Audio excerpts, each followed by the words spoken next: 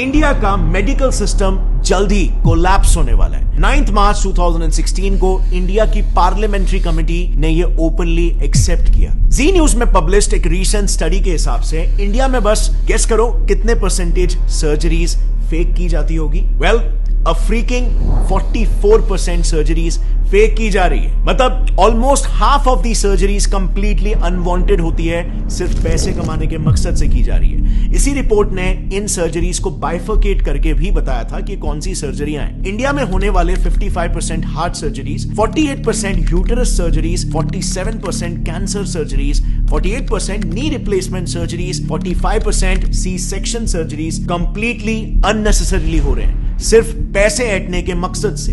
Reason सिर्फ और सिर्फ एक, कॉर्पोरेटाइजेशन ऑफ हॉस्पिटल्स, यानी कि हॉस्पिटल्स को भी कॉर्पोरेट कंपनीज की तरह टारगेट और प्रॉफिट सेंट्रिक बना देना। एक काफी इंटरेस्टिंग रिसर्च पेपर है जिसमें रिसर्चर्स ने महाराष्ट्र के टॉप हॉस्पिटल्स के 43 specialist doctors, senior government x officials और कॉर्पोरेट हॉस्पिटल्स के मैनेजर्स को तक इंटरव्यू किया, ताकि वो इन हॉस्पिटल्स में जो कंपनीज की तरह ही टारगेट बेस्ड स्ट्रक्चर चल रहा है उसे पब्लिकली एक्सपोज कर पाए।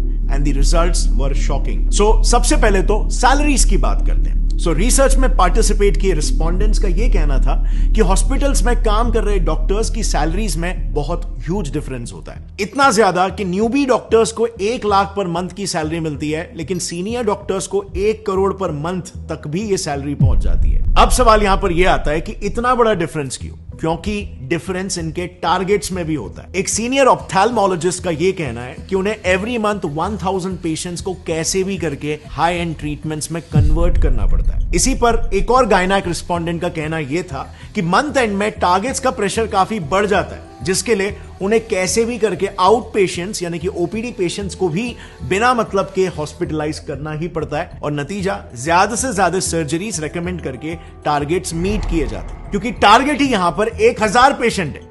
अब आप खुद ही सोचो, हर हॉस्पिटल में, हर डिपार्टमेंट, जैसे ऑप्थेल्मोलॉजी में ही ले लो, उसमें मिनिमम 5 से 6 डॉक्टर्स होते हैं और सबको सिमिलर टारगेट्स दिए जाते हैं। तो just imagine hospitals profit and our loss. And by the way, these targets are taken very seriously. उसी रिसर्च में कई सारे सीनियर डॉक्टर्स का यह कहना था कि अगर कोई डॉक्टर अपने टारगेट्स को लगातार 2 महीनों तक मिस करता है तो बिल्कुल कॉर्पोरेट्स जैसा ही उसको वर्बल वार्निंग मिल जाएगी या फिर एक मेमो दिया जाएगा, और उसके बाद भी अगर टारगेट्स मीट नहीं होते तो of course tata bye bye. So आप यहां पर देख सकते हो हॉस्पिटल इंडस्ट्री कैसे एक सर्विस इंडस्ट्री होनी चाहिए, जिसमें कस्टमर, पेशेंट टॉप प्रायोरिटी होना चाहिए, बट यहां पे प्रॉफिट टॉप प्रायोरिटी हो जा रहा है। और bye the way, in targets का ट्रैक भी हॉस्पिटल हायर्ड मैनेजमेंट प्रोफेशनल्स यानी कि एमबीएस, जो कि बड़े बड़े एमएनसीज में ऑपरेटिंग ऑफिसर्स, एग्जीक्यूटिव, सुपरवाइजर्स ऐसे काम करते हैं। ये लोग बकायदा डॉक्टर्स के इन टारगेट्स का ट्रैक रखते हैं, एंड ऑफ कोर्स यहां पर डॉक्टर्स भी उतने ही डेडिकेशन के साथ ये टारगेट्स को पूरा करते हैं, क्योंकि जैसे हमने देखा उनकी सैलरी बहुत ही हाई होती है। लेकिन